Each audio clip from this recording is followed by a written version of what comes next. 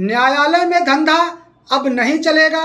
हमारी न्याय व्यवस्था इतनी सख्त है, इसका अंदाजा आप सभी इस बात से लगा सकते हैं कि कोई भी जो गुनाहगार होता है उसको भी पूरा का पूरा मौका दिया जाता है अपनी बात कहने के लिए।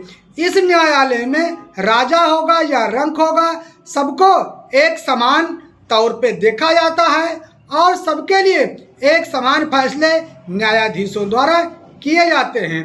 लेकिन यहीं पर जब न्यायाधीश के ऊपर ही कोई भ्रष्टाचार का आरोप लग जाए, तब ऐसे में हमारे न्याय के मंदिर का क्या होगा।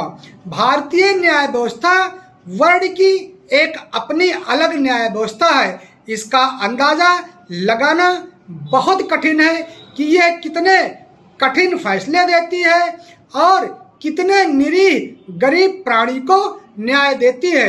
लेकिन जब जज साहब ही भ्रष्टाचार के आरोप के दोषी हो जाए तो न्याय के मंदिर का क्या होगा।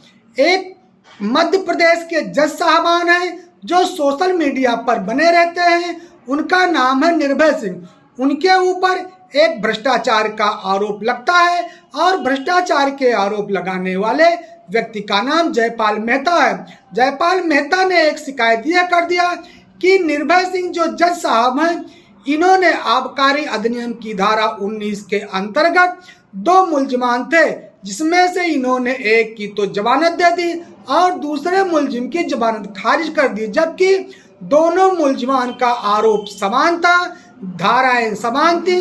ऐसे में इन्होंने कहीं न कहीं भ्रष्टाचार कर लिया है।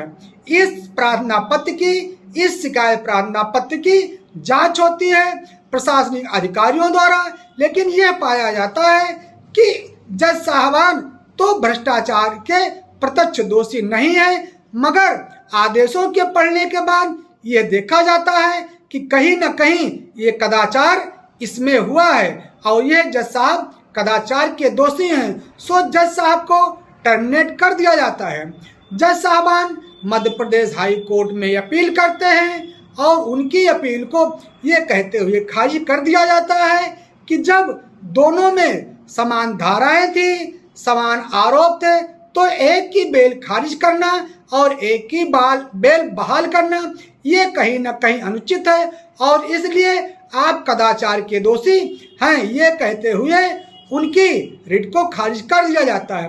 अब जज साहबान पहुंच जाते हैं सुप्रीम कोर्ट में। वहां का न्याय के मंदिर में शीर्ष अदालत पर बैठे हमारे डीवाईडी चंद्रचूड़ साहब हैं, जो मुख्य न्यायाधीश हैं। वो अपने पद पर कर्तव्यनिष्ठ हैं, किसी का अहित करते नहीं, मगर कोई गुनाहगार बचता नहीं। ऐसे में इन जज साहबान की रिट पहुंच जाती है सुप्रीम कोर्ट में। सो सुप्रीम कोर्ट ने यह कहा कि न्यायिक अधिकारियों को उच्चतम मानक बनाए रखना चाहिए। न्यायिक सेवा रोजगार के अर्थ में सेवा नहीं है। न्यायिक सेवा को रोजगार ना समझें, यह एक सेवा है, सेवा ही समझें। न्यायाधीश कोई कर्मचारी नहीं है, वह राज्य के संप्रभु शक्ति का प्रयोग करते हैं। व्यवहार और आचरण की पूरी ईमानदारी बनाए रखना न्यायाधीशों का नैतिक कर्तव्य है। सो आपने देखा कि कितनी बड़ी बात सुप्रीम कोर्ट ने कह दिया अपने अधीनस्थ जजों के लिए, जो कि सभी जजों को इसका पालन करना चाहिए। इसलिए आज का हमारा विषय था न्यायालय में धंधा अब नहीं चलेगा। विषय यदि पसंद आया हो तो हमारे चैनल को सब्सक्राइब करते हुए शेयर लाइक अवश्य कर दीजिएगा।